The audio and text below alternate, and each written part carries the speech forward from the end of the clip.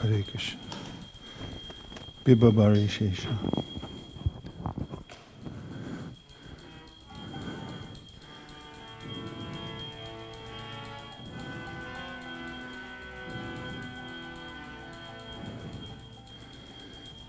Vibhabari Shesha Lokabhrama Nidrachari Utojiva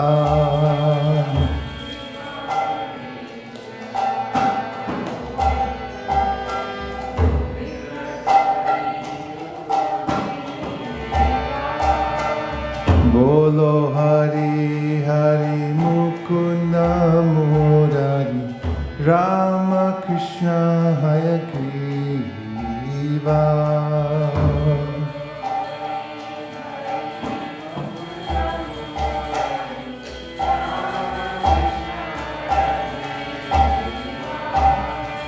Nrsimha Vamana Shri Madhusudana Rajendra Nandana Shyama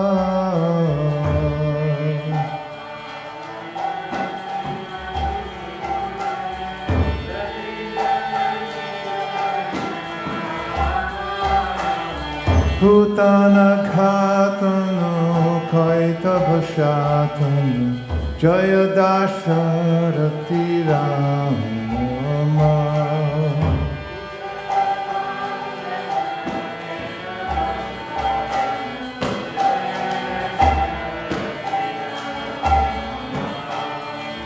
Yashoda Dulala Govinda Gopala Vrindavana Purandara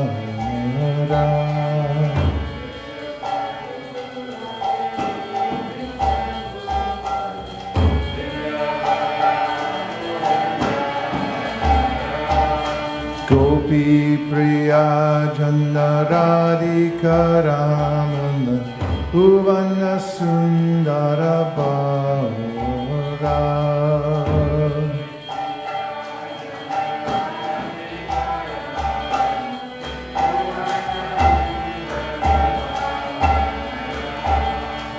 Ravana Thakara Makana Taskara Gopi Jana Vasrahare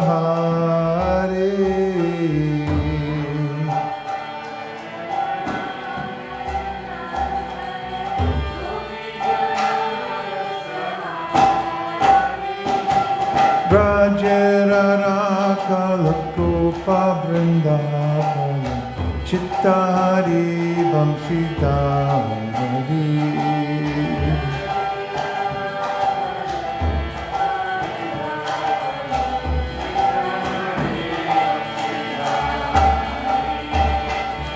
Yogindra Vandana Shri Nandanandana Rajajana Bhayahari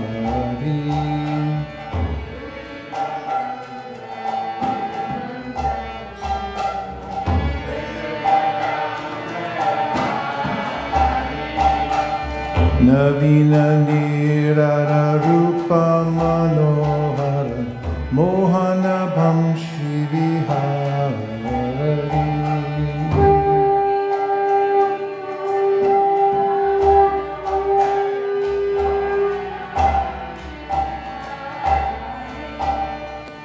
Yashoda Nandana Kamsani Sudana Nikunjara Savilasi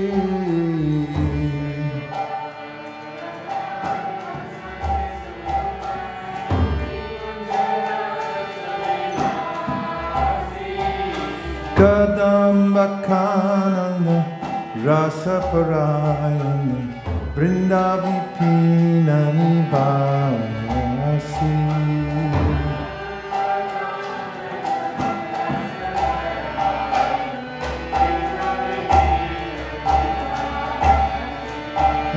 Ananda Varnana Premani Ketana Pulashara Jojakama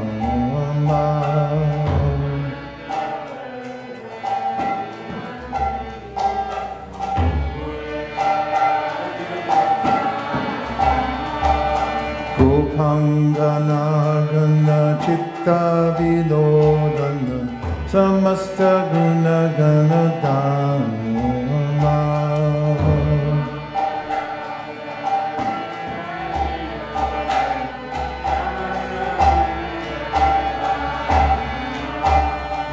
Jamuna Jivana Keliparayana Manasa Chandra Chakora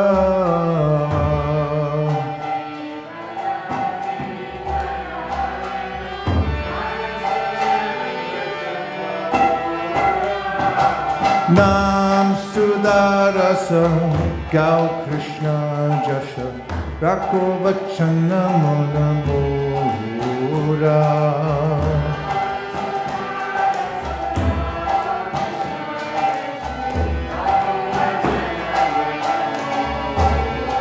Hare Krishna, Hare Krishna, Krishna Krishna, Hare Hare, Hare Rama, Hare Rama, Rama Rama, Hare Hare.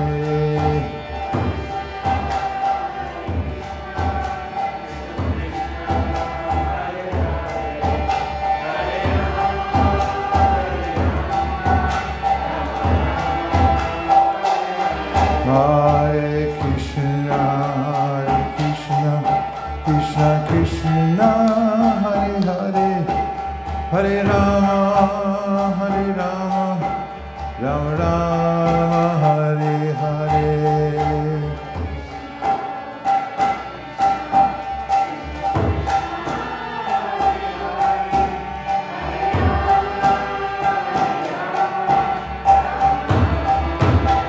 Nitai Gaur Hari Bol, Hari Bol, Hari Bol, Nitai Gaur Hari Bol.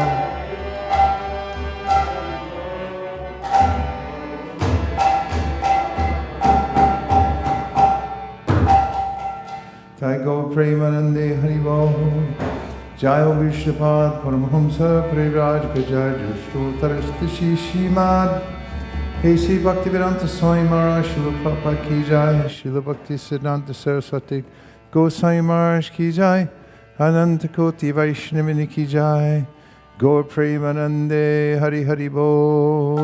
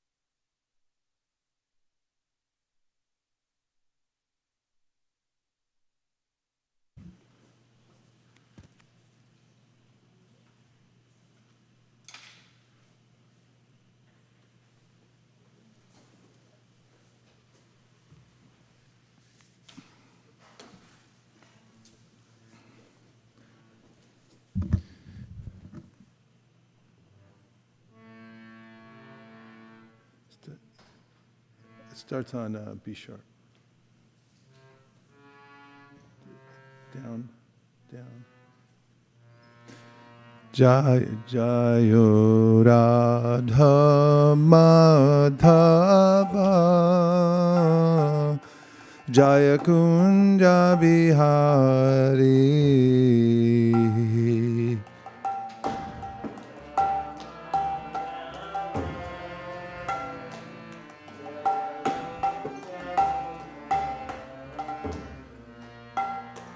Jaya Radha Madhava Jaya Kunja Bihari.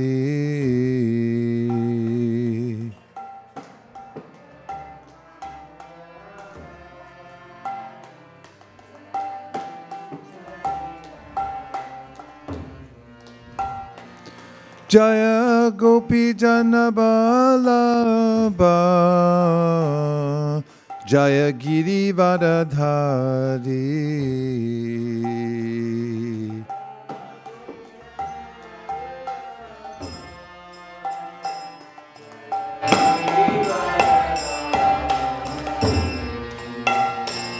Jaya Gopi Janaballabha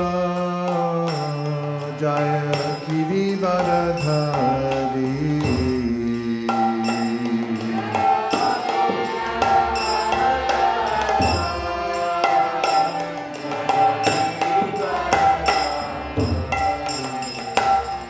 Jaya Jashoda Nandana Jaya Vraja Janaranjana.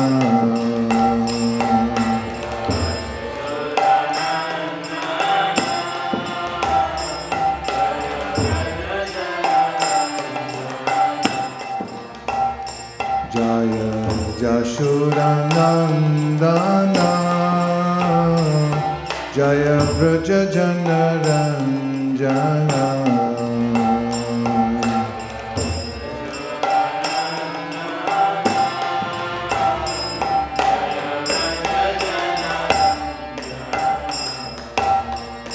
Jaya Jamuna Tiravanachari Jaya Kunja Bihari.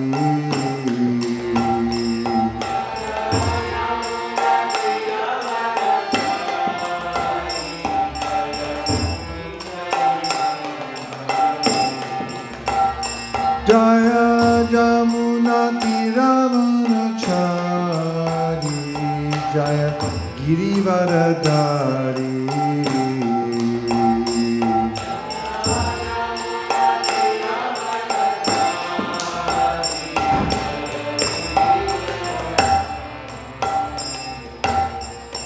Hare Krishna Hare Krishna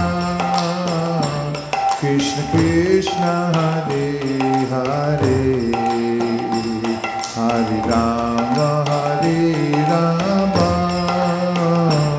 Rama Rama Hare Hare.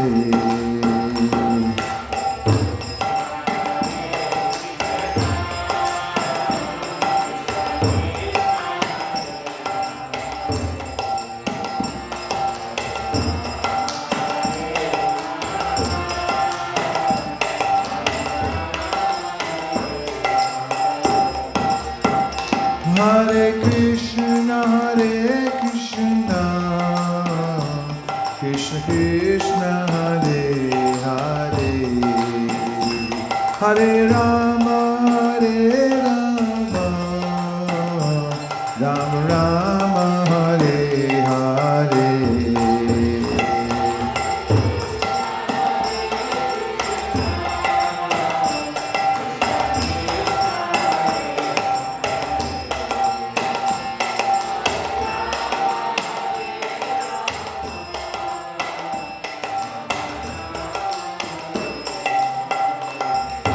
Hare Krishna Krishna Krishna Hare Hare Hare Rama Rama Rama Hare Hare.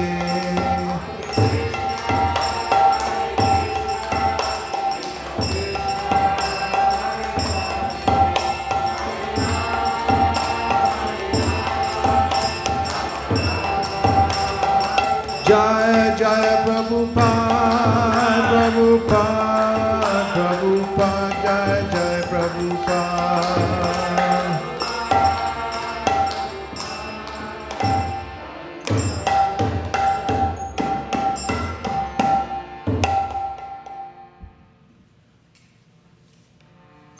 Om Namo Bhagavate Vasudevaya. Om Namo Bhagavate Vasudevaya. Om Namo Bhagavate Vasudevaya. Narayanam Namaskritya Naram Chaiva Narottamam Devim Sarasatim Vyasam Tato Jayam Udiraye. Thank you very much for coming in and for joining on Zoom. It takes a lot to get back here to be able to read Bhagavatam without any distraction.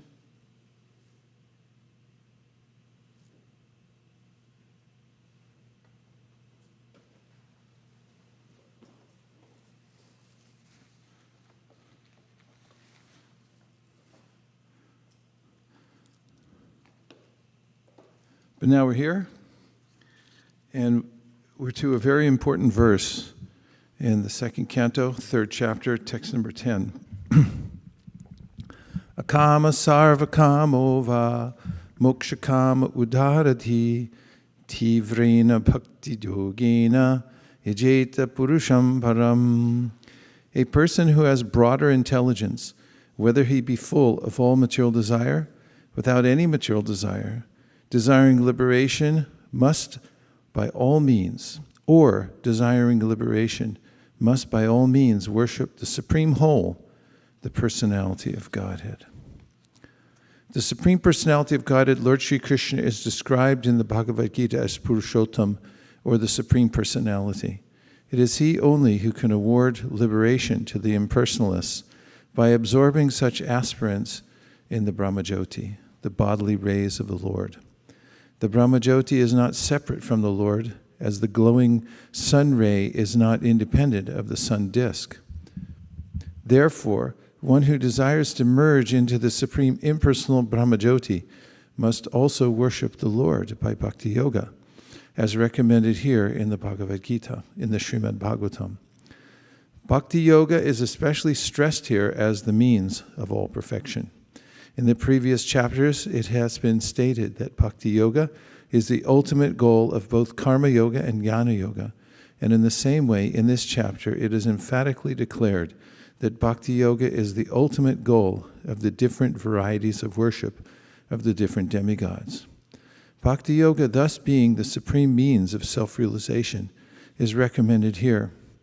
Everyone must therefore seriously take up the methods of bhakti-yoga, even though one aspires for material enjoyment or liberation from material bondage. Akama is one who has no material desire. A living being naturally being the part and parcel of the Supreme Whole, Purusham Purnam, has his natural function to serve the Supreme Being, just as the parts and parcels of the body or the limbs of the body are naturally meant to serve the complete body. Desireless means, therefore, not to be inert, like the stone, but to be conscious of one's actual position and thus desire satisfaction only from the Supreme Lord. Srila Jiva Goswami has explained this desirelessness as bhajaniya parama purusha sukhamatra swa sukhatvam in his Sandarbha. This means that one should feel happy only by experiencing the happiness of the Supreme Lord. This intuition of the living being is sometimes manifested even during the conditioned stage of a living being in the material world, and such intuition is expressed in the manner of altruism, philanthropy, socialism, communism, etc., by the undeveloped minds of less intelligent persons. In the mundane field, such an outlook of doing good to others in the form of society, community, family, country, or humanity is a partial manifestation of the same original feeling in which a pure living entity feels happiness by the happiness of the Supreme Lord. Such superb feelings were exhibited by the damsels of Rajabhumi for the happiness of the Lord. The gopis love the Lord without any return, and this is the perfect exhibition of the akama spirit. Kama spirit, or the desire for one's own satisfaction, is fully exhibited in the material world, whereas the spirit of akama is fully exhibited in the spiritual world. Thoughts of becoming one with the Lord, or being merged in the Brahmajyoti, can only be exhibitions of kama spirit if they are desires for one's own satisfaction, to be free from the material miseries. A pure devotee does not want liberation so that he may be relieved from the miseries of life. Even without so-called liberation, a pure devotee is aspirant for the satisfaction of the Lord. Influenced by the kama spirit, Arjuna declined to fight in the Kurukshetra battlefield because he wanted to save his relatives for his own satisfaction. But being a pure devotee, he agreed to fight on the instruction of the Lord because he came to his senses and realized that satisfaction of the Lord at the cost of his own satisfaction was his prime duty. Satisfaction of the Lord at the cost of his own satisfaction was what? Correct.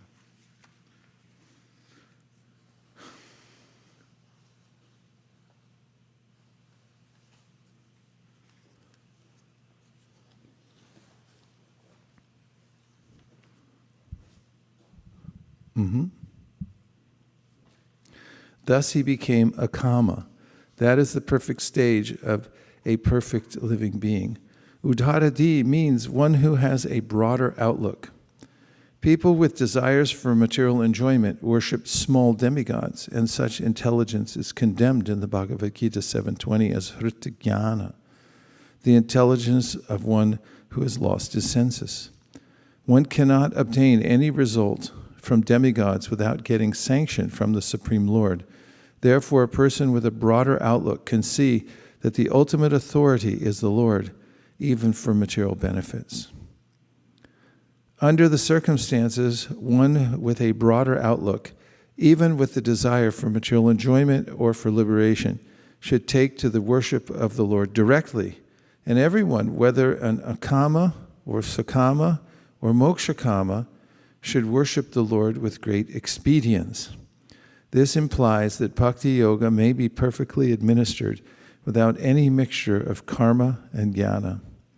As the unmixed sun ray is very forceful and is therefore called tivra, similarly unmixed bhakti-yoga of hearing, chanting, etc. may be performed by one and all, regardless of inner motive. Regardless of inner motive.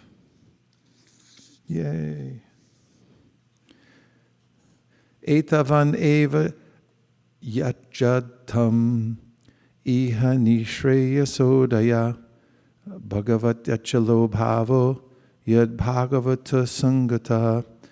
All the different kinds of worshippers of multi-demigods can attain the highest perfectional benediction, which is spontaneous attraction, unflinchingly fixed upon the Supreme Personality of Godhead only by the association of the pure devotee of the Lord.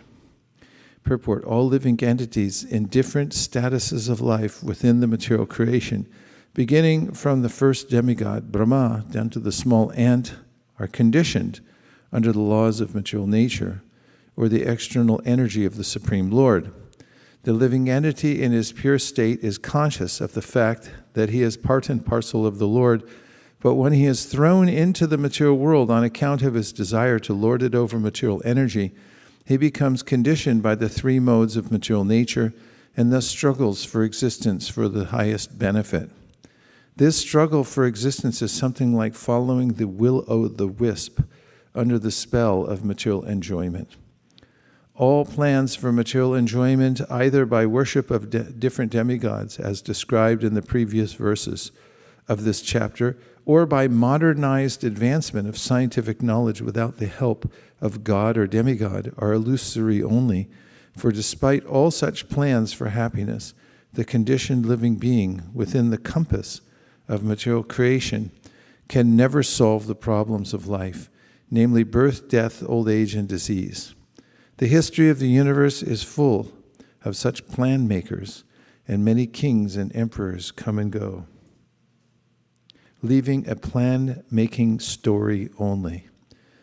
But the prime problems of life remain unsolved despite all endeavors of such plan makers, by such plan makers. Actually, human life is meant for making a solution to the problems of life. One can never solve such problems by satisfying the different demigods, by different modes of worship, or by so-called scientific advancement in knowledge without the help of God or the demigods. Apart from the gross materialists who care very little either for God or for the demigods, the Vedas recommend worship of different demigods for different benefits, and so the demigods are neither false nor imaginary. The demigods are as factually as we are, but they are much more powerful due to their being engaged in the direct service of the Lord in managing different departments in the universal government. The Bhagavad Gita affirms this, and the different planets of the demigods are mentioned there, including the one of the supreme demigod, Lord Brahma. The gross materialists do not believe in the existence of God or the demigods, nor do they believe that different planets are dominated by different demigods. They are creating a great commotion about reaching the closest celestial body, Chandraloka, or the moon, but even after much mechanical research, they have only very scanty information of this moon, and in spite of much false advertisement for selling land on the moon, the puffed-up scientists or gross materialists cannot live there, and what to speak of reaching the other planets, which they are unable even to count. However, the followers of the Vedas have a different method of acquiring knowledge. They accept the statements of the Vedic literatures as authority in toto, as we have already discussed in Canto 1, and therefore they have full and reasonable knowledge of God and demigods and of their different residential planets situated within the compass of the material world and beyond the limit of the material sky.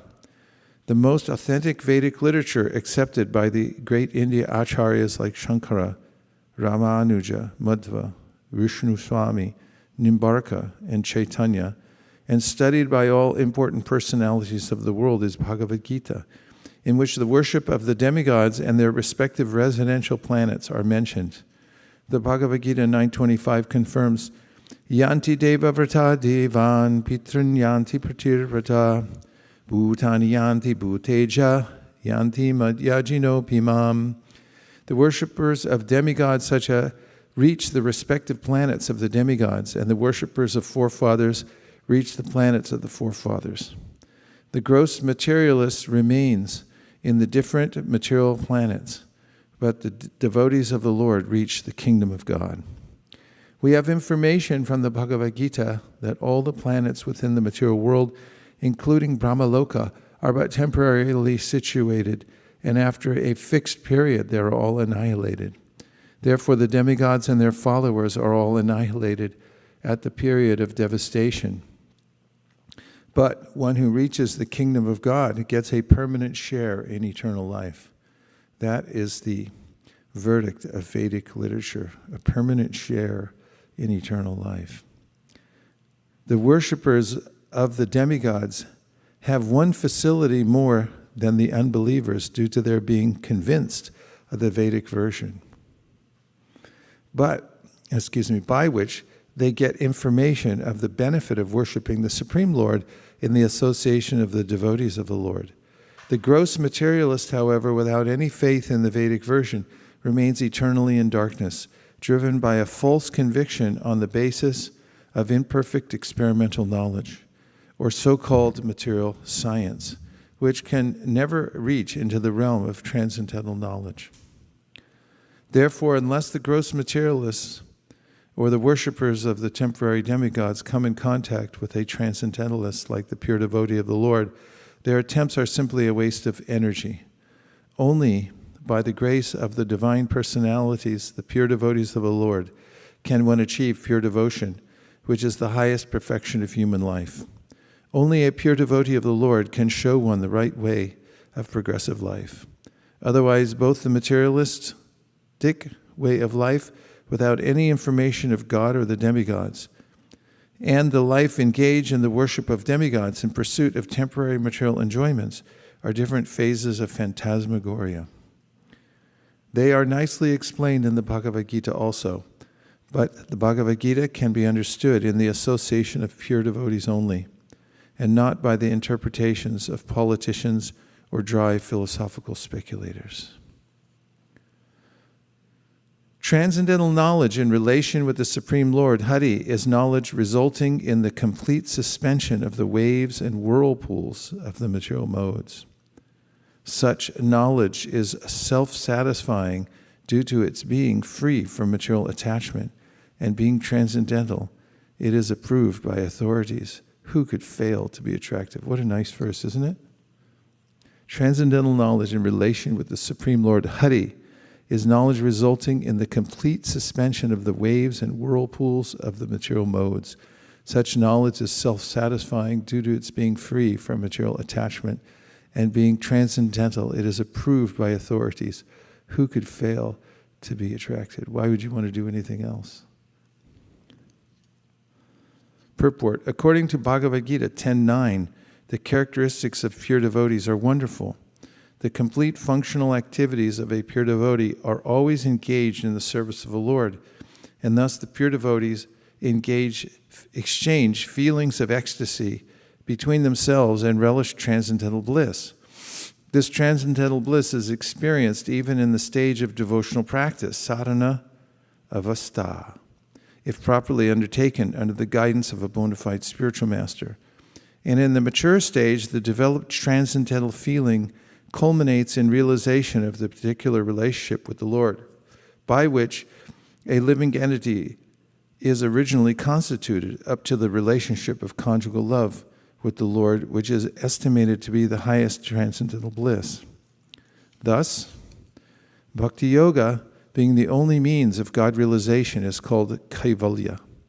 Srila Jiva Goswami quotes the Vedic version, Eko Narayano Deva Paravaranam Parama Aste Kaivalya Sangjitaha, in this connection, and establishes that Narayan, the personality of Godhead, is known as Kaivalya, and the means which enables one to approach the Lord is called the Kaivalya Pantha, or the only means of attainment of Godhead. This Kaivalya Pantha begins from Shravana, or hearing those topics that relate to the personality of Godhead, and the natural consequence of hearing such Harikatha is attainment of transcendental knowledge, which causes detachment from all mundane topics, for which a devotee has no taste at all.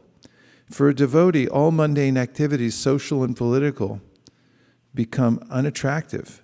And in the mature state, such a devotee becomes uninterested even in his own body, and what to speak of bodily relatives. In such a state of affairs, one is not agitated by the waves of material modes. There are different modes of material nature, and all mundane functions in which a common man is very much interested, or in which he takes part, become unattractive for the devotee. This state of affairs is described herein as pratinivritta gunorami, and it is possible by atma prasad, or complete self-satisfaction, atma prasad, or complete self-satisfaction without any material connection. The first-class devotee of the Lord attains this stage by devotional service, but despite his loftiness, for the Lord's satisfaction, he may play the voluntary part of a preacher of the Lord's glory and dovetail all into devotional service, even mundane interest, just to give the neophytes a chance to transform mundane interest into transcendental bliss. Srila Rupa Goswami has described this action of a pure devotee as nirbandha Krishna sambandhe yuktam vairagya uchite. Even mundane activities dovetailed with service to the Lord are also calculated to be transcendental or approved kaivalya affairs.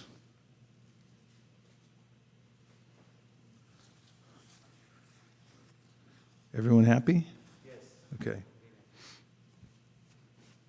Happy. on the Govardhan Parikram at the Uddhavakund. There's a temple there. I hope he's still there, but he's been there ever since I've been going to Govardhan, at least recently in the last 20 years. He sits there in front of the deities and gives charnamrita to everyone who comes in from Parikram. So I always put my head down for a blessing, and he goes, happy, happy, happy. Happy, happy. Shaunaka said, the son of Vyasadeva, Srila Shukadeva Goswami, was a highly learned sage and was able to describe things in a poetic manner. What did Maharaj Parikshit again inquire from him after hearing all that he had said? So we have a story within a story back at Naimisharanya. They're called nested stories. One is nested within another. Purport, a pure devotee of the Lord automatically develops all godly qualities, and some of the prominent features of those qualities are as follows. He is kind, peaceful, truthful, equable, faultless, magnanimous, mild, clean, non-possessive, a well-wisher to all, satisfied, surrendered to Krishna, without hankering, simple, fixed, self-controlled, a balanced eater, sane, mannerly, prideless, grave, sympathetic, friendly, poetic, expert, and silent. It's good to mark this as 2:3:13, where the prominent features of a pure devotee are listed. Out of these 26 prominent features of a devotee, as described by Krishnadas Kaviraj in his Chaitanya Charitamrita, the qualification of being poetic is especially mentioned herein in relation to Shukadeva Goswami. The presentation of Srimad Bhagavatam by his recitation is the highest poetic contribution. He was a self-realized learned sage. In other words, he was a poet among the sages. O learned Sutta Goswami, please continue to explain such topics to us because we are all eager to hear. Besides that, topics which result in the discussion of the Lord Hari should certainly be discussed in the assembly of devotees. Purport. As we have already quoted above from the Bhakti Rasamrita Sindhu of Rupa Goswami, even mundane things, if dovetailed in the service of the Lord Sri Krishna, are accepted as transcendental. For example, the epics or the histories of Ramayana and Mahabharata, which are specifically recommended for the less intelligent classes, women, Shudras, and unworthy sons of the higher caste, are also accepted as Vedic literature because they are compiled in connection with the activities of the Lord. Mahabharata is accepted as the 5th division of the Vedas after its 4 divisions, namely Sama, Yajur, Rig, and Atharva. The less intelligent do not accept Mahabharata as part of the Vedas, but great sages and authorities accept it as the 5th division of the Vedas. Bhagavad Gita is also part of the Mahabharata, and it is full of the Lord's instruction for the less intelligent class of men. Some less intelligent men say that Bhagavad Gita is not meant for householders, but such foolish men forget that Bhagavad Gita was explained to Arjuna, a grahastha, family man, and spoken by the Lord in his role as a grahastha. So Bhagavad Gita, although containing the high philosophy of the Vedic wisdom, is for the beginners in the transcendental science, and Srimad Bhagavatam is for graduates and postgraduates in the transcendental science. Therefore, literatures like Mahabharata, the Puranas, and similar other literatures which are full of the pastimes of the Lord are all transcendental literatures, and they should be discussed with full confidence in the society of great devotees. The difficulty is that such literatures, when discussed by professional men, appear to be mundane literatures like histories or epics because there are so many historical facts and figures. It is said here, therefore, that such literature should be discussed in the assembly of devotees. Unless they are discussed by devotees, such literatures cannot be relished by the higher class of men. So the conclusion is that the Lord is not impersonal in the ultimate issue. He is the Supreme Person, and He has His different activities. He is the leader of all living entities, and he descends at his will and by his personal energy to reclaim the fallen souls. Thus he plays exactly like the social, political, or religious leaders.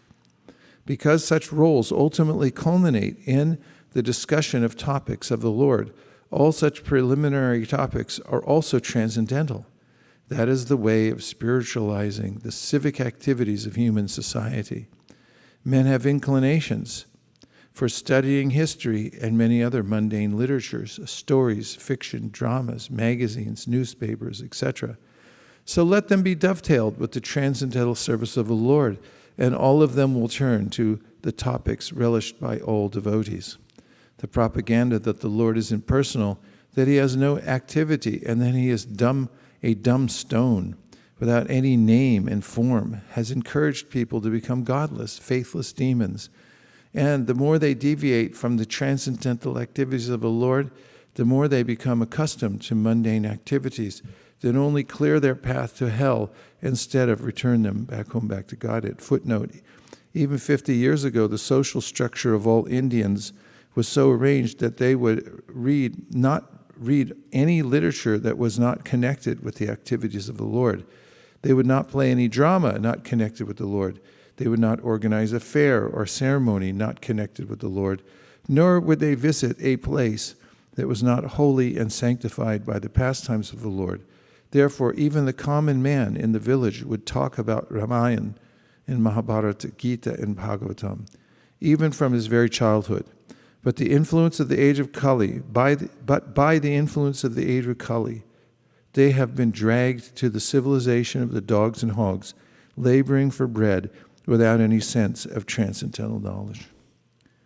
Srimad Bhagavatam begins from the history of the Pandavas with necessary politics and social activities, and yet Srimad Bhagavatam is said to be the Paramahamsa Samhita, or the Vedic literature meant for the topmost transcendentalists, and it describes Param Jnanam, the highest transcendental knowledge. Pure devotees of the Lord are all Paramahamsas, and they are like the swans who know the art of sucking milk out of a mixture of milk and water. Okay, we'll take a couple of reflections. If you could turn the Zoom room on, please.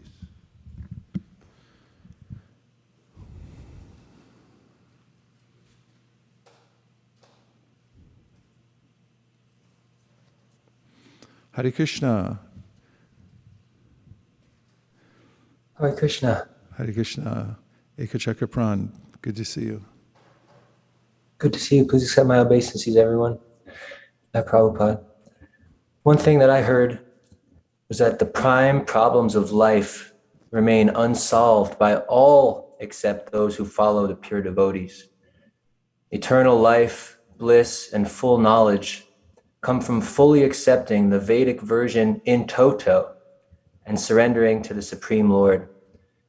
This pure devotion is the highest perfection, beginning simply by hearing transcendental topics in assembly of devotees like this one, automatically causing detachment from the mundane.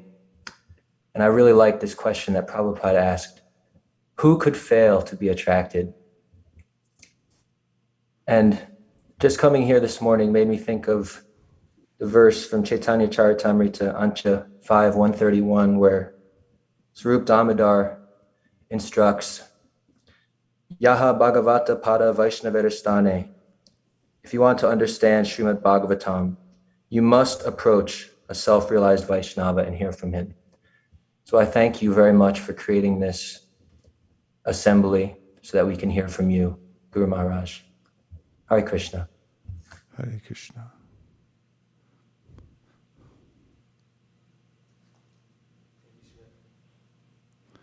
As far as accepting the Vedic process in toto, I was just listening this morning, Prabhupada was talking about everyone accepts some kind of authority.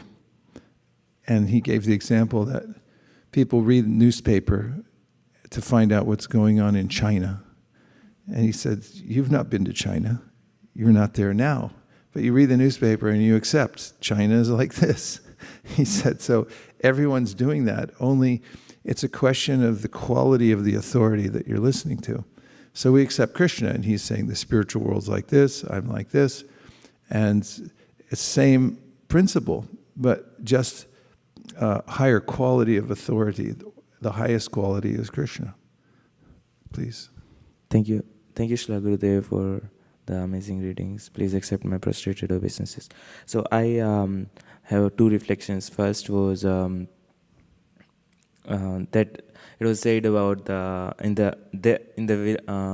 like 50 years ago in India, there were like all everything was connected with the Lord. Still, like, you know, from my village side and around every hill stations and everything, there is a temple there. So we always go and we always think, oh, we go there and we go to the temple, you know.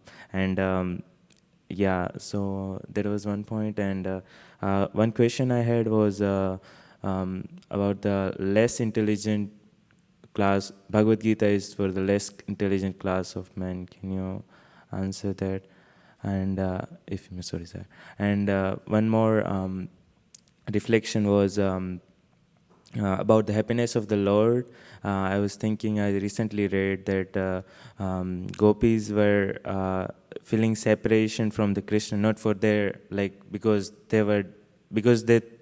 they knew that nobody else would give him more satisfaction than them, that Mathura women will not be able to give more satisfaction to Krishna than gopis. That's why they were feeling dissatisfied, separation and unhappiness. So, yeah. Yeah, intelligence in the Vedic culture is a little different than what we have nowadays, or what we consider highly philosophical minds.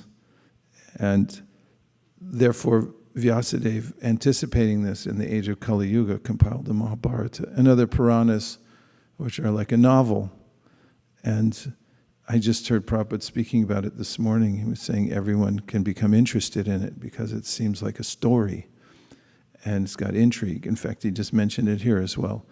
And so the Mahabharata, of which Bhagavad Gita is one chapter, inserted into this book full of intrigue, who's going to win the war and so forth. It's a page turner, and you get right to that section where you're wondering what's going to happen, and then the philosophy from all the Vedas comes out in this truncated form in 700 verses. So it's not just straight philosophy, as is studied in books like the Vedanta Sutra and others, but it is meant for the general populace. That's what it means for people who aren't philosophically inclined, but they still get it because it's in the Bhagavad Gita. Nice points. We have Bhukaravinda Prabhu, and then we'll go to Vaisesika. Hare Krishna, dear Guru Maharaj, and all the assembled Vaishnavas, please accept my humble obeisances.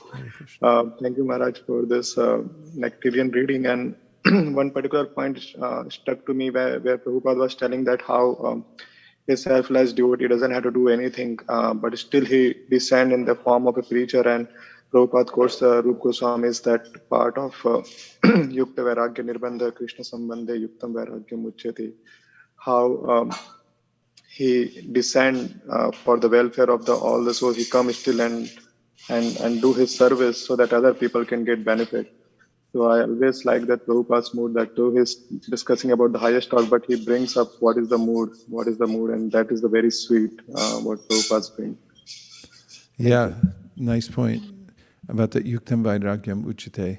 Everything can be dovetailed, and then it becomes transcendentalized. Such an important principle that's not well known. Most people know either embracing the material world or just rejecting it wholesale.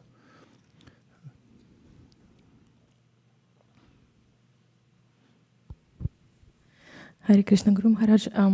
I want to mention the point that it says that if the person doesn't serve the higher God directly, they intuitively follow the socialism, communism, altruism. And I was always curious how it was at the office when it was global, for example, Global Earth Day, and everybody was so excited, and they were getting ready for it 1 year. Like we had like meetings, and it was much more fun, and everybody was more enthusiastic about it than doing other work, like like other job, other projects. And I was very curious why it's like this. Now I understand. So it's a very like natural inclination in everybody to serve the higher purpose. So they have more enthusiasm, even they don't realize that's what this, Yes, where it comes from. Yeah, that's one of my favorite points in Prabhupada's teachings. It comes up again in the prayers that Narada, not prayers, the instructions that Narada gives to Vyasadeva when he talks about how all forms of art and science and literature are meant to glorify the Supreme Personality of Godhead. And Prabhupada indicates about how these are attempts anyway to try to glorify this. It's a natural inclination, as you're bringing out from this section, to everyone to work selflessly. They have some sense of it, but it's just misguided. It's not perfectly connected to the complete whole, and therefore it doesn't come out the way they hoped it would, but the inclination's still there. And Earth Day is a good example. So many causes. It's like we say, there are many good causes, millions of good causes in the world, but there's only one great cause, and that's to serve the Supreme Personality of Godhead, through which all the other good causes are naturally attended to.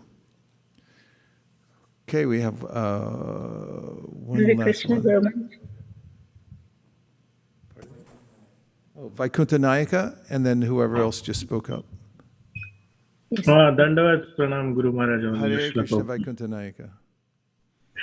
I like the point in the first line of the purport of the 13th verse.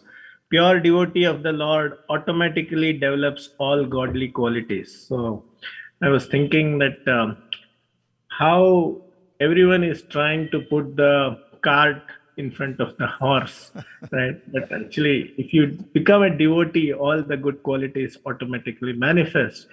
And Srila Prabhupada demonstrated it by in his own life that, okay, he didn't first run de-addiction camps or some other programs and then introduce devotional service. He just introduced Krishna to all the people. And when Krishna entered their lives, all the just like the example is given that when the sun rises, the darkness automatically gets dispelled. All the good qualities, innate good qualities, manifested in the devotees. Thank you, Maharaj. Yeah, thank you very much.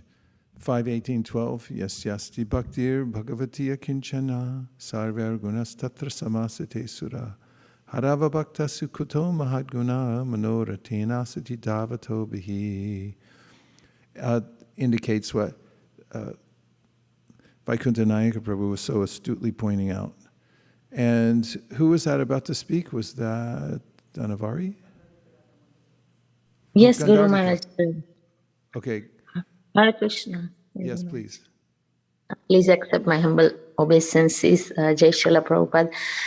I really, when I heard that 50 years ago or 30 years ago, what the real Vedic culture was there, and I was just reminded me that in my town when I was growing up, even up to 20 years ago or so too, what to speak of 50, and everybody was reading like you read in the Shastras, and then I used to hear like every day they were reading one until they finished like Padma Puran, Bhagavatam, Gita, and all these literatures. And then I'm thinking here in this country, in Western world, how fortunate we are that Srila Prabhupada gave, and you are constantly, Guru Maharaj, reading and engaging us, and how rare in it that I'm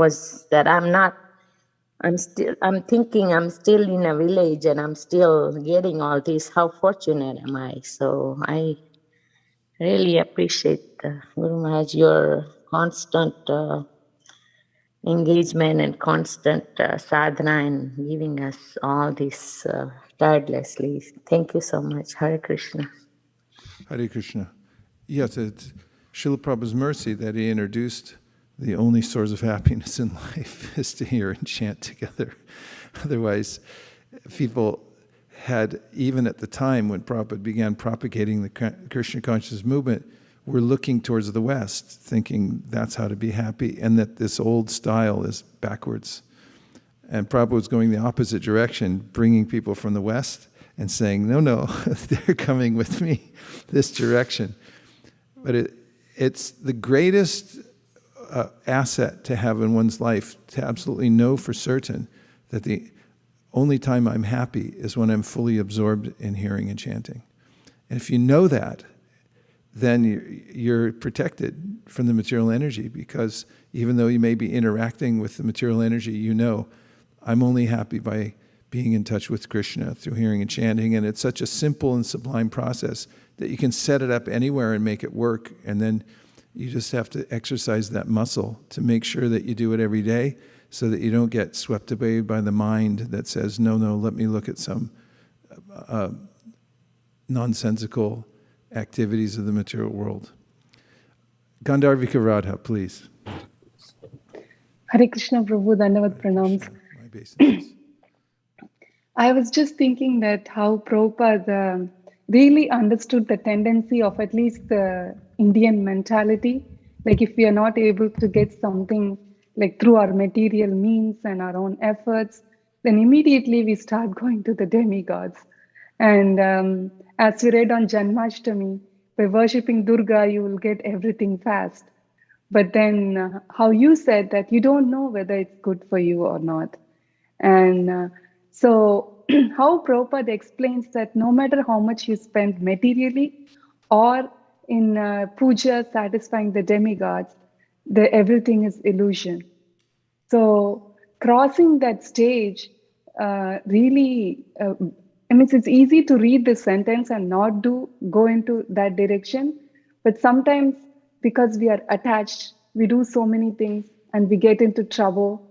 And then we understand that what Prabhupada is saying is the right thing to do, because all those results will be so temporary and illusory. And later on also we read, like sometimes we get attached to those demigods because they gave what we wanted. And then eventually the attachment binds us and we end up in their planet and we totally forget our Krishna consciousness. So in a way, I'm thinking how it's so dangerous from a real interest in serving Krishna.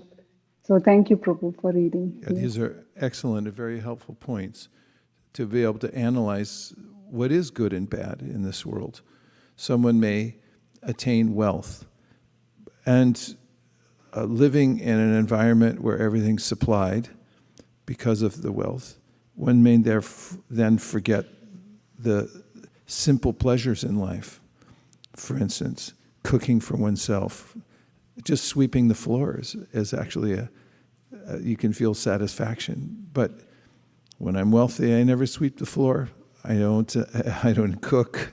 I don't do anything. Just from a basic viewpoint of what life is like.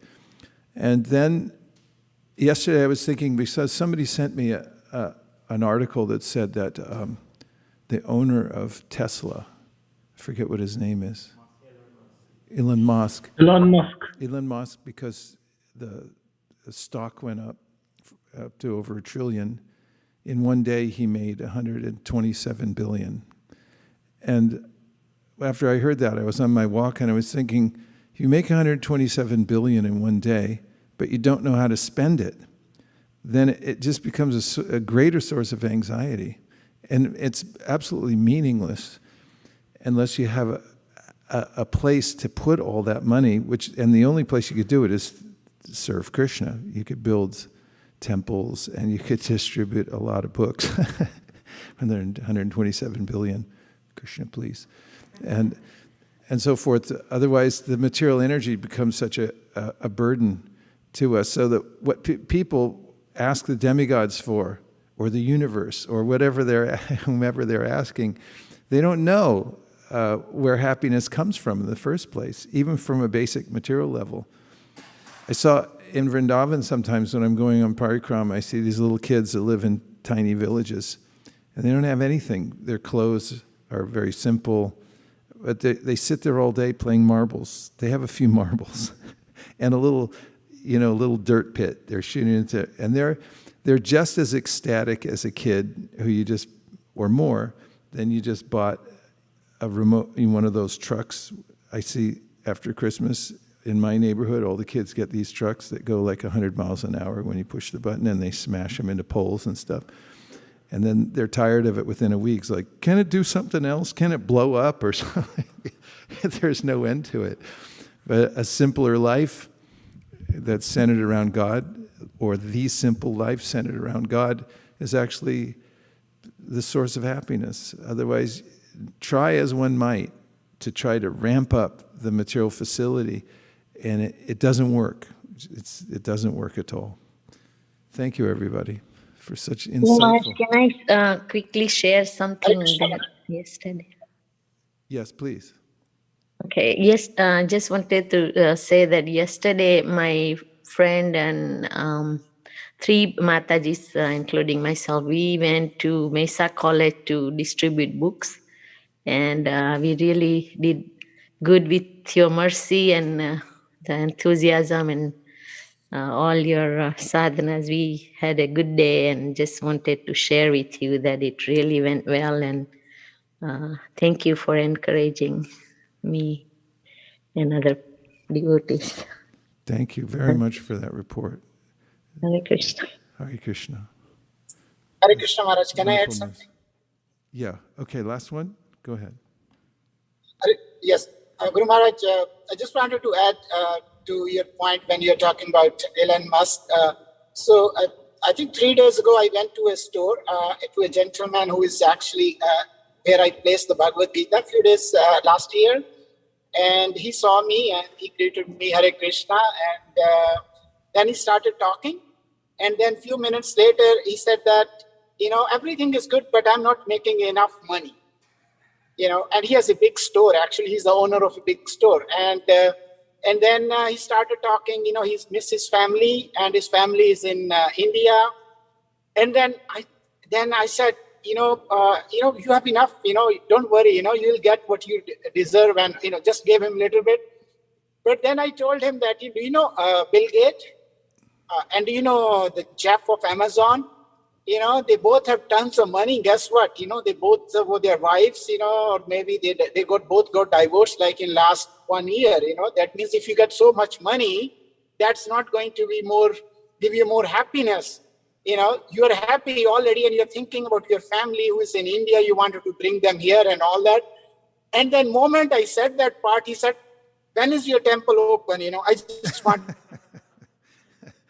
to go there. So I felt like, the people that are in this mad race, they're running. And then, moment they have this understanding, what I have is enough. And, I cannot, if I get more, I'm not going to become more happier.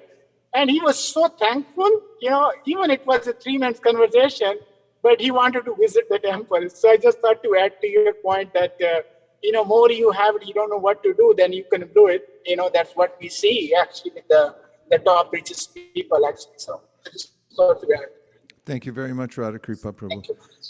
Yes, unless there's some intervention that people are reminded that there's a better thing. And that can happen on a daily or moment-to-moment basis in our lives. That's why we live in ashramas, because the mind is always going back to the material world thinking, no, I'll be happy here. But we have to have constant reminder that the conch blows and it goes, right, I got to go to Mangalartik. And then you go to Mangalartik, it's like, yeah, I'm actually happy here. But afterwards the mind says, now, go do something else. And then there's, no, Tulsi Puja. So, therefore, tanama rupa charitadu sikirtananu smrityo karmena rasana manasiniyoja. There's a way in which Rupa Goswami describes you have to set up your life so that you can always be reminded that the happiness isn't in the material world, it's in the hearing and chanting, until we cross that line where we come into ruchi. Past Nishta bhakti, we become very steady at what we're doing. We're never wavering in our practice of devotional service. But in ruchi, the nectar starts to pour in. And we're much more interested in the hearing and chanting than we are in anything else. And then when asakti comes, then it's difficult for us to pull our attention away from Krishna consciousness to attend to other things because we're so attached. Asakti means complete attachment to devotional service, and means non-detachment from everything that's not related to Krishna.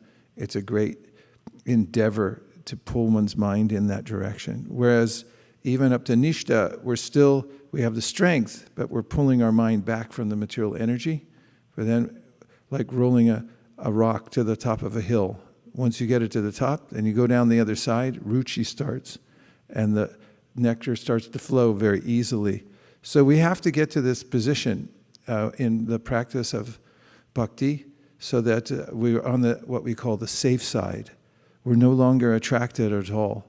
But even then, the devotees are always careful, because they, like Prahlad Maharaj says, I'm still afraid of Vishnu Maya, because at any minute, it's so powerful that I can be pulled back in.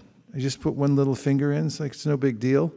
And the next thing you know, your whole hand goes in, then the arm, and then you're being pulled in. And then he says, Nishpijamanam, that I'm being ground up by the wheel of this material energy, like really ground up. A big grinder wheel. Nishpidyamanam upakarsha vibho prapannam. We're continuing with pure devotional service as spoken by Srila Shukadev Goswami.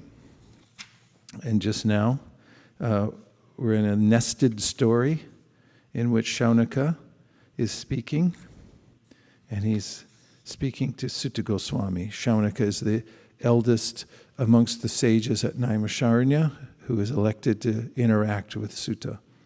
So he goes on, Maharaj Parikshit, the grandson of the Pandavas, was from his very childhood a great devotee of the Lord. Even while playing with dolls, he used to worship Lord Krishna by imitating the worship of the family deity.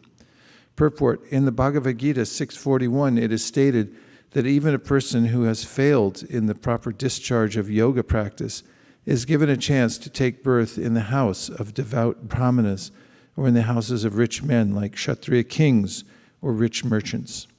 But Maharaj Parikshit was more than that, because he had been a great devotee of the Lord since his previous birth. And as such, he took his birth in an imperial family of the Kurus, and especially that of the Pandavas. So from the very beginning of his childhood, he had the chance to know intimately the devotional service of Lord Krishna in his own family. The Pandavas, all being devotees of the Lord, certainly venerated family deities in the royal palace for worship. Children who appear in such families, fortunately, generally imitate such worship of the deities, even in the way of childhood play.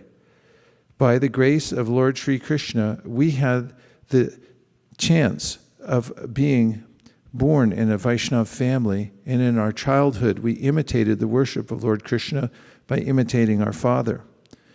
Our father encouraged us in all respects to observe all functions, such as the Rath Yatra and Dola Yatra ceremonies. And he used to spend money liberally for distributing prasad to us children and our friends.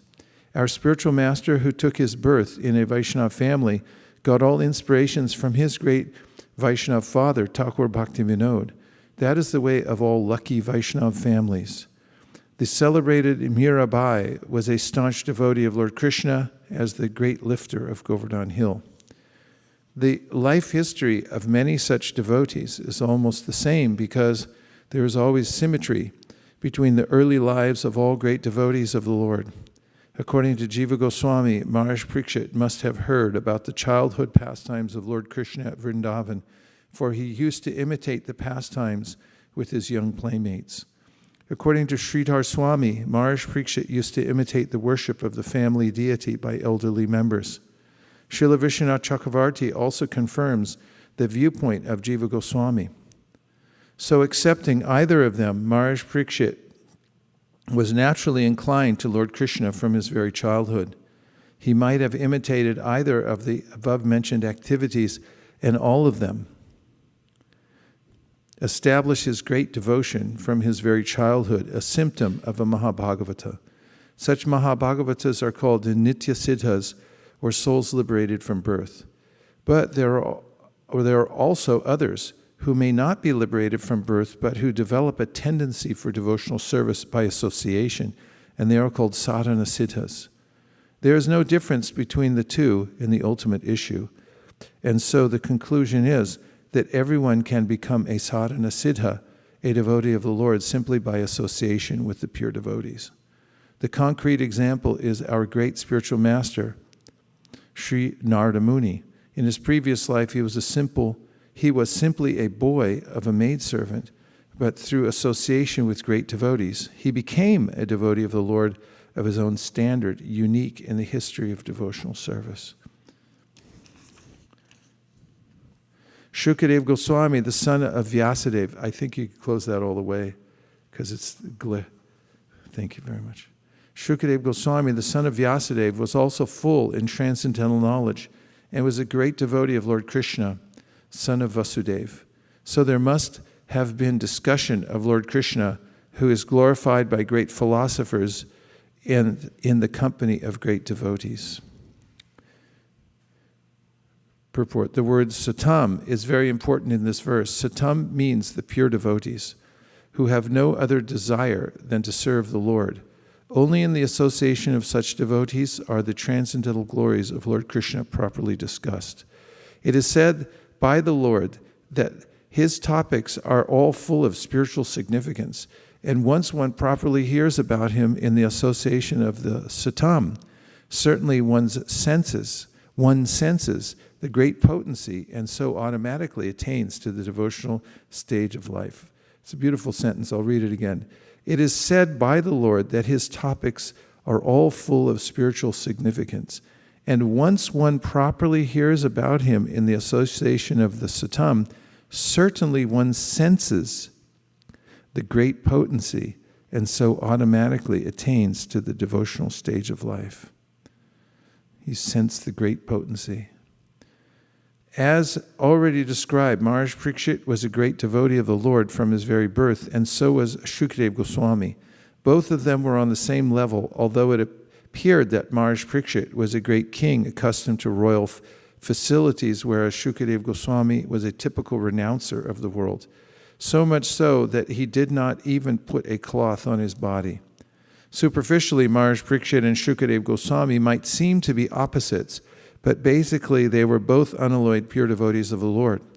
When such devotees are assembled together, there can be no topics save discussions of the glories of the Lord or bhakti-yoga.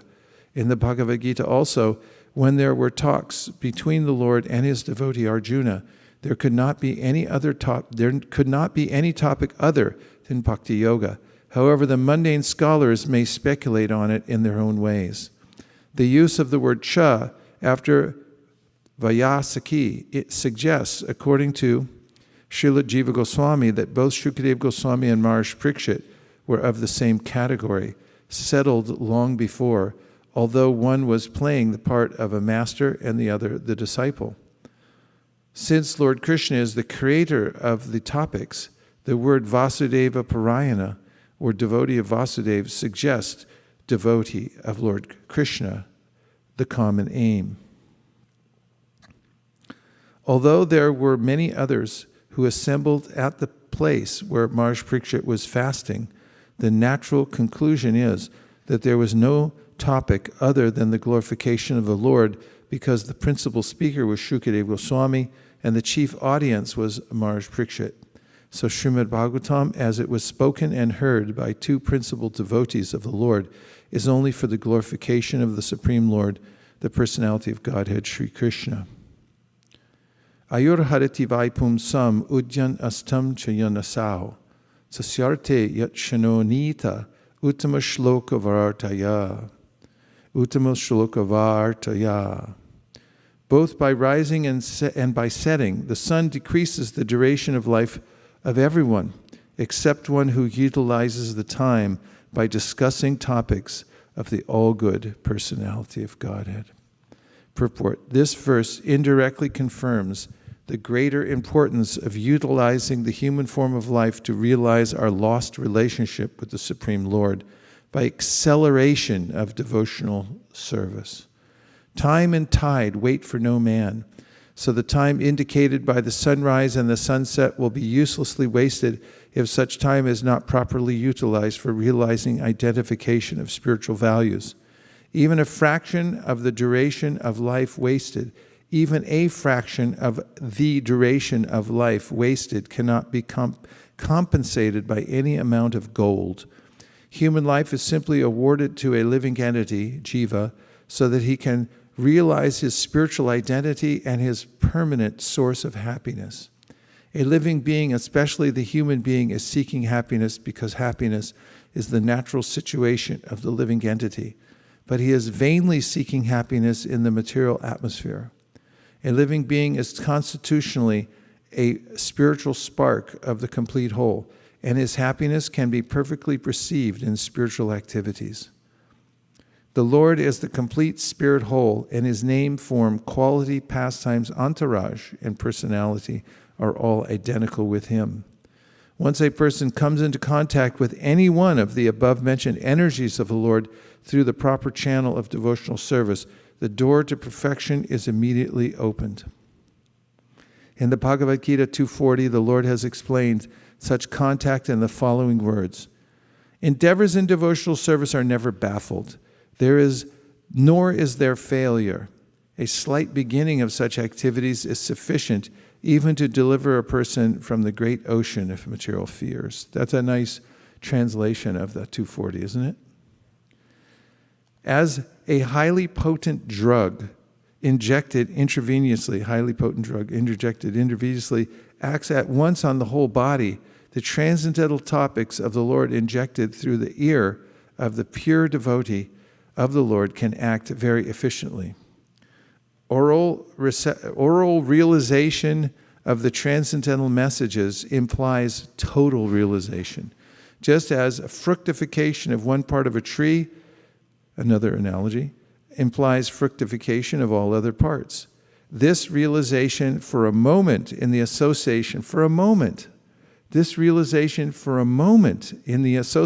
of pure devotees like Shukadeva Goswami prepares one's complete life for eternity.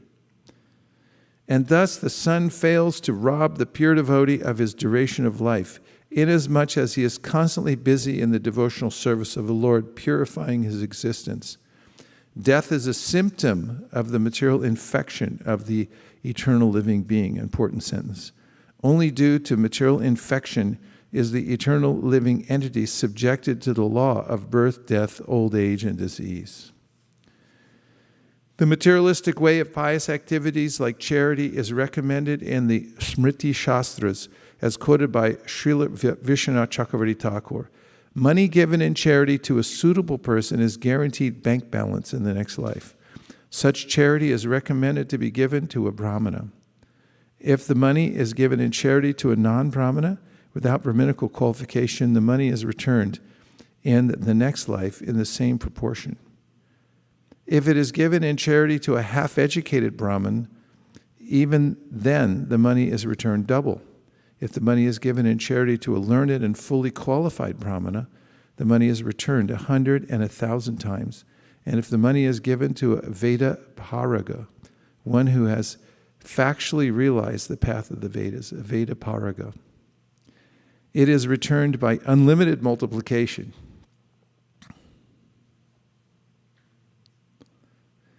The ultimate end of Vedic knowledge is realization of the personality of Godhead, Lord Krishna.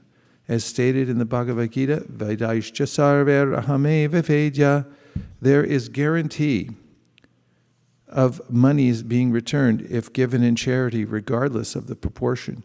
Similarly, a moment passed in the association of a pure devotee by hearing and chanting the transcendental messages of the Lord is a perfect guarantee for eternal life, for returning home back to Godhead. Madhama gutva punarjanma navidyate. In other words, a devotee of the Lord is guaranteed eternal life. A devotee's old age or disease in the present life is but an impetus to such guaranteed eternal life. Haribo! Happy, happy. Do the trees not live? Do the bellows of the blacksmith not breathe? All around us do the beasts not eat and discharge semen? Purport. The materialistic man of the modern age will argue that life, or part of it, is never meant for discussion of theosophical or theological arguments.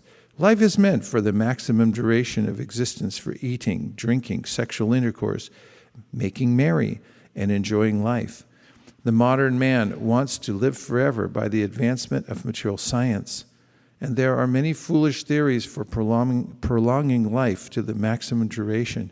But the Srimad Bhagavatam affirms that life is not meant for so-called economic development or advancement of materialistic science, for the hedonistic philosophy of eating, mating, drinking, and merrymaking.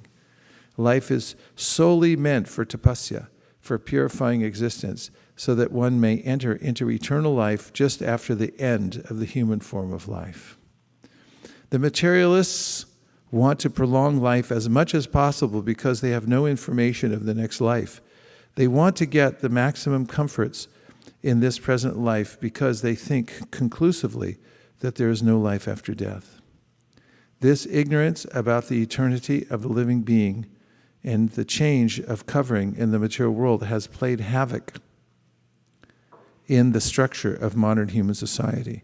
Consequently, there are many problems multiplied by various plans of modernized man. The plans for solving the problems of society have only aggravated the troubles. Even if it is possible to prolong life more than 100 years, advancement of human civilization does not necessarily follow. The Bhagavatam says that certain trees live for hundreds and thousands of years. At Vrindavan, there is a tamarind tree. The place is known as Imlital, which is said to have existed since the time of Lord Krishna. In the Calcutta Botanical Garden, there is a banyan tree said to be older than 500 years, and there are many such trees all over the world. Swami Shankara lived only 32 years, and Lord Chaitanya lived 48 years.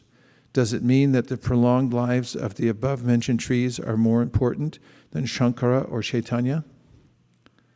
Prolonged life without spiritual value is not very important. One may doubt that trees have life because they do not breathe, but modern scientists like Bose have already proved that there is life in plants, so breathing is no sign of actual life. The Bhagavatam says that the bellows of the blacksmith breathes very soundly, but that does not mean that the bellows has life. The materialists will argue that life in the tree and the life in the man cannot be compared because the tree cannot enjoy life by eating palatable dishes or by enjoying sexual intercourse. In reply to this, the Bhagavatam asks whether other animals like the dogs and hogs living in the same village with human beings do not eat and enjoy sexual life.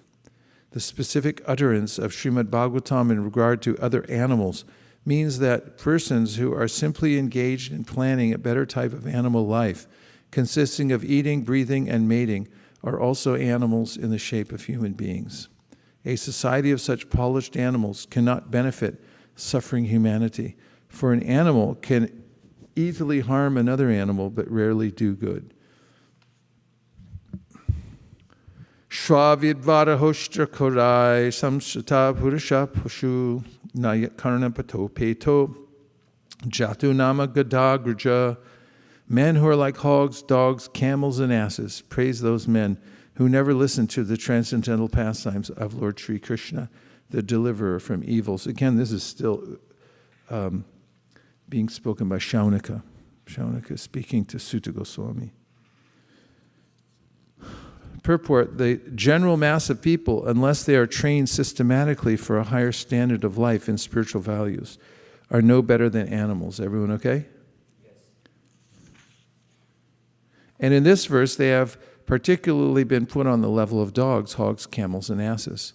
Modern university education practically prepares one to acquire a doggish mentality with which to accept the service of a greater master. After finishing a so-called education, the so-called educated persons move like dogs from door to door with applications for some service, and mostly they are driven away, informed of no vacancy. As dogs are negligible animals and serve the master faithfully for bits of bread, a man serves a master faithfully without sufficient rewards. Persons who have no discrimination in the matter of foodstuff and who eat all sorts of rubbish are compared to hogs. Hogs are very much attached to eating stools, so stool is a kind of foodstuff for a particular type of animal. And even stones are edible for a particular type of animal or bird. But the human being is not meant for eating anything, everything and anything. He is meant to eat grains, vegetables, fruits, milk, sugar, etc. Animal food is not meant for the human being. For chewing solid food, the human being has a particular type of teeth meant for cutting fruits and vegetables. The human being is endowed with 2 canine teeth as a concession for persons who will eat animal flesh, animal food at any cost. It is known to everyone that one man's food is another man's poison. Human beings are expected to accept the remnants of food offered to Lord Krishna, and the Lord accepts foodstuff from the categories of leaves, flowers, fruits, etc. Bhagavad Gita 9:26. As prescribed by Vedic scriptures, no animal food is offered to the Lord. Therefore, a human being is meant to eat a particular type of food. He should not imitate the animals to derive so-called vitamin values. Therefore, a person who has no discrimination in regard to eating is compared to a hog. The camel is a kind of animal that takes pleasure in eating thorns. A person who wants to enjoy family life or the worldly life of so-called enjoyment is compared to the camel. Materialistic life is full of thorns, and so one should live only by the prescribed method of Vedic regulations, just to make the best use of a bad bargain. Life in the material world is maintained by sucking one's own blood. The central point of attraction for material enjoyment is sex life. To enjoy sex life is to suck one's own blood, and there is not much more to be explained in this connection. The camel also sucks its own blood while chewing thorny twigs. The thorns the camel eats cut the tongue of the camel, and so blood begins to flow within the camel's mouth. The thorns mixed with fresh blood create a taste for the foolish camel, and so he enjoys the thorn-eating business with false pleasure. Similarly, the great business magnates, industrialists who work very hard to earn money by different ways and questionable means, eat the thorny results of their actions mixed with their own blood. Therefore, the Bhagavatam has situated these diseased fellows along with the camels. The ass is an animal who is celebrated as the greatest fool, even amongst the animals. The ass works very hard and carries burdens of the maximum weight without making profit for itself. Footnote, human life is meant for earning values. This life is called artadam, or that which can deliver values. And what is the greatest value of life? It is to return home back to Godhead, as indicated in the Bhagavad Gita 8:15. One's selfishness must be aimed at the point of going back home, back to Godhead. That's important. One's selfishness must be aimed at the point of going back home, back to Godhead. I heard this morning Prabhupada saying that everyone works for some result. It's just that the devotees work for the result of going back to Godhead or attaining love of God. Everyone's self-interested, but some have self-interest which is aligned with their eternal nature. The ass does not know his self-interest, and it works very hard for others only. A person who works very hard for others only, forgetting his personal interest available in the human form of life, is compared to the ass. In the Brahma Vaivarta Purana, it is said, human life is so important that even the demigods and the higher planets sometimes aspire for a human body on this earth, because in the human body only one can easily go back to Godhead. In spite of having obtained such an important body, if one does not re-establish his lost eternal relation with Govinda, Lord Krishna, he is certainly a fool who has forgotten his self-interest. This human form of material body is obtained by a gradual process of evolution to one body after another in the cycle of 8,400,000 varieties of life. And the poor man, forgetting this importance for his own interests, involves himself in so many illusory engagements for uplifting the position of others as a leader of political emancipation and economic development. There is no harm in trying for political emancipation or economic development, but one should not forget the real aim of life. All such philanthropic activities must be dovetailed to returning to Godhead. One who does not know this is compared to the ass who works only for others without their or his own welfare in mind. The ass is generally engaged by the washerman, under whose social position is not very respectable. And the special qualification of the ass is that it is very much accustomed to being kicked by the opposite sex. When the ass begs for sexual intercourse, he is kicked by the fair sex, yet he still follows the female for such sexual pleasure. A henpecked man is compared, therefore, to the ass. The general mass of people work very hard, especially in the age of Kali. In this age, the human being is actually engaged in the work of an ass, carrying heavy burdens and driving tela and rickshaws. The so-called advancement of human civilization has engaged a human being in the work of an ass.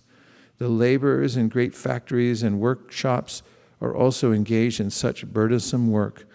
And after working hard during the day, the poor laborer has to be kicked again by the fair sex, not only for sex enjoyment, but also for so many household affairs. So Srimad Bhagavatam's categorization of the common man without any spiritual enlightenment into the society of dogs, hogs, camels, and asses is not at all an exaggeration. The leaders of such ignorant masses of people may feel very proud of being adored by such a number of dogs and hogs, but that is not very flattering. The Bhagavatam openly declares that although a person may be a great leader of such dogs and hogs disguised as men, if he has no taste for being enlightened in the science of Krishna, such a leader is also an animal and nothing more. He may be designated as a powerful, strong animal or a big animal, but in the estimation of Srimad Bhagavatam, he is never given a place in the category of a man on account of his atheistic temperament. Or in other words, such godless leaders of dogs and hog-like men are bigger animals with the qualities of animals in greater proportion. And now we have time for a couple of reflections or a question.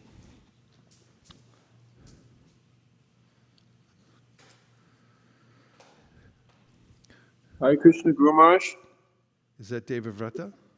Yes. Hare Krishna. Hare Krishna. I just was thinking, I was really appreciating the glorification of Maharaj Parikshit and Shukadeva Goswami. And sometimes on book distribution, people ask, well, what makes this book so special? Or what makes these books so special?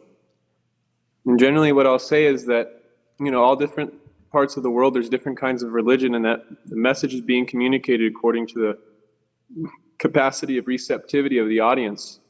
But I say, but these books here, these are fully liberated people hearing from fully liberated people. So the receptivity capacity is very, very high. So I was just appreciating that glorification that Srila Prabhupada was giving of how Shukadeva Goswami is a pure devotee, Maharaj Parikshit is a pure devotee. And to be aware of their conversation is really a benediction. Such an important point, and I like how you've integrated it into your presentation of Srimad Bhagavatam so that it's comprehensible to the people. Excellent. Thank you. Okay, a couple more reflections? Yes. Dhanasuram Guru Maharaj. I have a question from the previous section of verses. There was a line which said that one should feel happy only by experiencing the happiness of the Supreme Lord. So my question is, like how do we exactly understand this in our context? Like Krishna Prabhu was giving example of the gopis, that how they were happy thinking of the happiness of Krishna, but in our context, how do we understand that? Pancharatric worship is one of the ways that you can understand it very clearly. For instance, on Janmashtami, yeah, it's natural, even when you go to an ordinary person's birthday, that you're going there for their pleasure. That's the idea. It's not like, hey, everybody, what about me? And it's like everyone's like, get out of here. It's Scotty's birthday, not yours.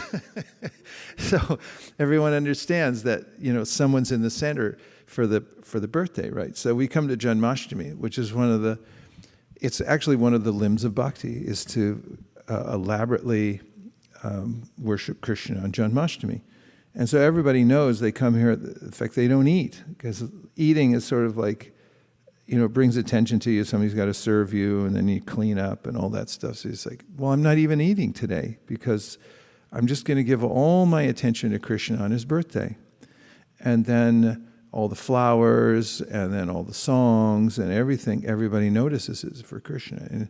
And come 12:31 at night, after everyone's fasted all day long, and they've given all their energy to serving Krishna, everyone's sitting there going like, can we do this again tomorrow? And like every day, because I've never been happier. And so we can understand when we serve Krishna's senses in the form of the deity, like if you take the time to do deity worship and you offer a mirror to Krishna, you're not looking in the mirror. Krishna's looking in the mirror, but you feel satisfaction you're holding there.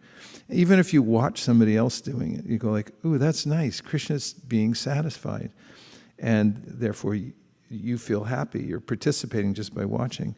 And in the context of this Pancharatric system, we can understand how nice it is. If you keep Shishi Guru Guranga in your home, and you come home after a long day of work, and then the deities are there, the lights are on, and you feel like, oh yeah, it's all worth it. I'm doing this for Krishna. I can offer something now to Krishna after my hard work. I'm going to buy, let's say, 100 sets of Bhagavatam. I'm going to sponsor 100 sets of Bhagavatams tonight because I just got a raise. And then you feel like, oh yeah, okay, I'm pleasing Krishna, so I feel satisfied. If you were to think, okay, I'll buy myself a new car, which, you know, nothing wrong with that, but it's not the same feeling. And you can notice this. And this is when one actually understands this principle that Prahlad Maharaj mentions in his prayers to Lord Nrsingadev, that he says, as when you decorate your face, the reflection in the mirror is also decorated. So similarly, because we're like reflections of Krishna, when we decorate Krishna, when we please Krishna's senses, then we also feel satisfied. If someone actually gets that principle, you'll notice their life changes. The center of attention is Krishna. Their center of attention is Krishna. And they actually feel happy. They're not disturbed by material nature. So it's very practical in the realm of what we have here set up by Srila Prabhupada. You're welcome. Okay, so we have 3 more lined up on the board, and then we'll call it a morning because we're coming back in a little while. And we have Ekachakra Pran first, and then Roman. Hare Krishna. I remember this point that in association of the Satam, or the pure devotees, one senses the great potency of these transcendental topics and takes to the devotional path. And that just a moment of this realization prepares one's life for total perfection. And I liked how hearing from the pure devotees was compared to donating money to the Brahmana, returning 1,000 million times. And then how Narada was given as the concrete example of this power, just going from a very simple boy through association with the sages. He became the greatest spiritual master in his own class, fully dedicated to traveling the world and preaching God consciousness. So my question is, how can we persuade society that chanting and hearing is actually in their own best self-interest? Well, it's not a matter of intellectually persuading anybody, but if you create a space where they feel safe to come in, and it's in a context they can understand it first. This is the way of preaching, that you have to create a habitat so the animal can survive. If you put an animal into a habitat that he or she is not used to, the animal freaks out. So you have to anticipate what is their normal habitat, and then create an environment in which they start to hear at a level that they can appreciate. And then they start to feel different. They'll notice that, wow, this is actually nicer than hanging out with my friends and just talking about the baseball game. And if they get prasadam, then they think like, wow, I like this. This is really nice. It's better than stopping at the fast food place. And so they gradually get a higher taste in the association of devotees. And as they do, their capacity to hear increases. And when that happens, adao shraddha tata sadhusanga. So in the beginning, this faith has to awaken. Yadrishi shraddha siddhir abhavati tadrishi. The more that faith, or like, I like this is good, I should do this more, this is the awakening of faith, then they want to associate with devotees. So they'll okay, where's the rest of you guys? And, how do I come like officially hang out with you?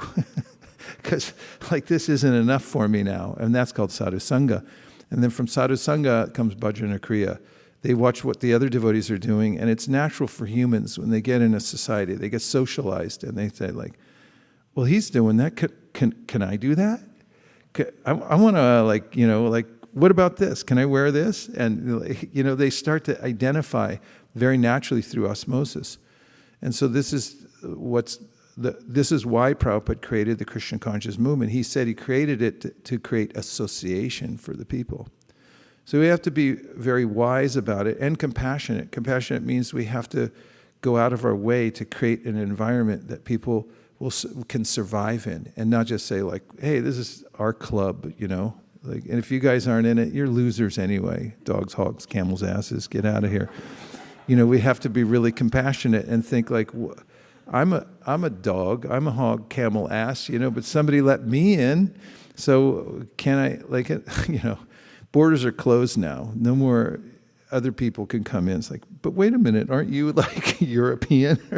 It's like, yeah, but that's different. So we can't be like envious people. We have to be very compassionate and think of ways and means and go out of our way to make that arrangement for people. Thank you for your important question. Okay, who is next?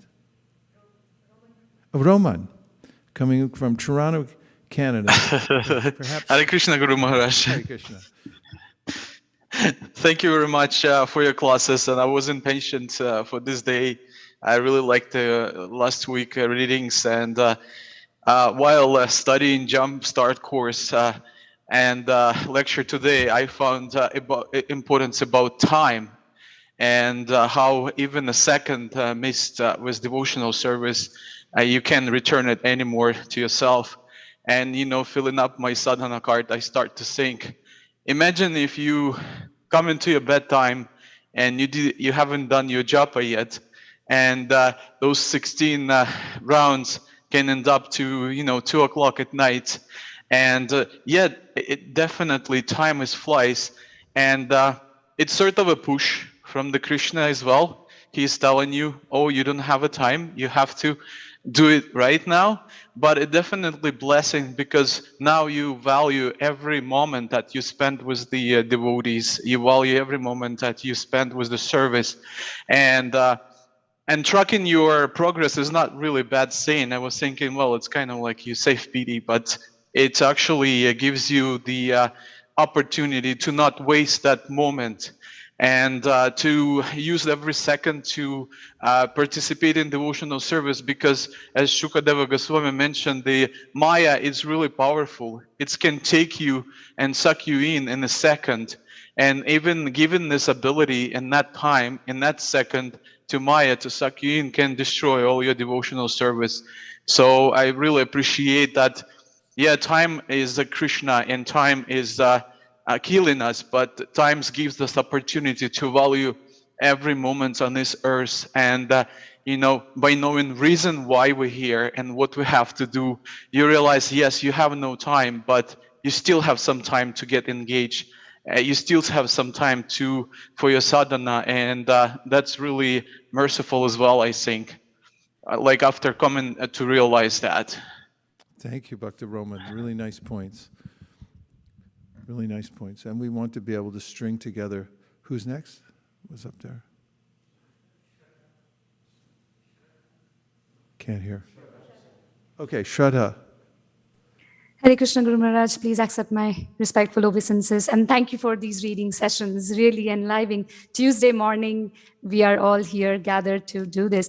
So Guru Maharaj, I was thinking about that point where glorification of the speaker, Shukadev Goswami, has been described, and the qualification of the listener, Parikshit Maharaj, has been described. And when they come together, there can be no other topic to be discussed but only Krishna Katha.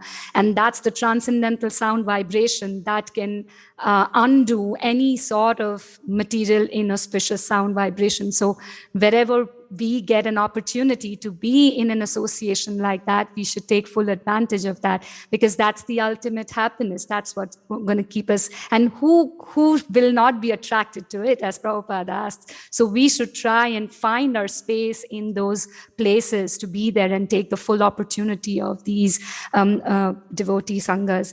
And Guru Maharaj, I was also thinking about this when we were talking about in the previous section about material happiness. In our reading circle, we are reading Canto 3. And just yesterday, we were reading Canto 3, Chapter 25, Purport of Text 13, where Prabhupada, right in the beginning, says, in the material world, everyone is trying to get some material happiness. But as soon as we get some material happiness, there is also material distress.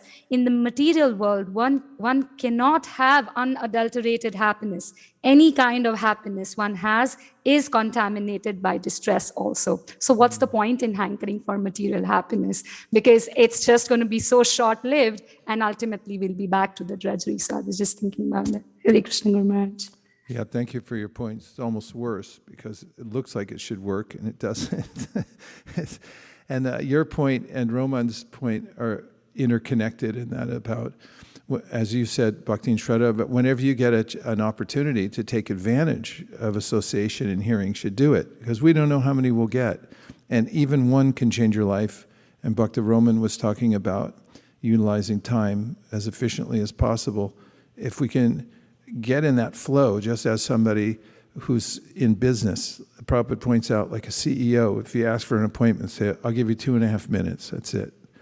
Because so busy, day and night, and ready for anything, always. So we should be like that also, but for Krishna and our service to the Sankirtan movement, we should be giving that type of consideration and energy and investment of time. Thank you very much, everybody. Thank you, Shraddha. And we're going to finish with that, and then we'll take it up again tonight. I like what you said, Shraddha, also about here we are on a Tuesday morning. Why not? In fact, when you're reading Bhagavatam, you don't notice exactly when it is, what day of the week. You can just go through. I know when we're at Govardhan, the days are punctuated by what holy days coming up next. That's what we're counting toward. When's the next Ekadashi? When's Govardhan Puja? When's Prabhupada's disappearance day, and so forth.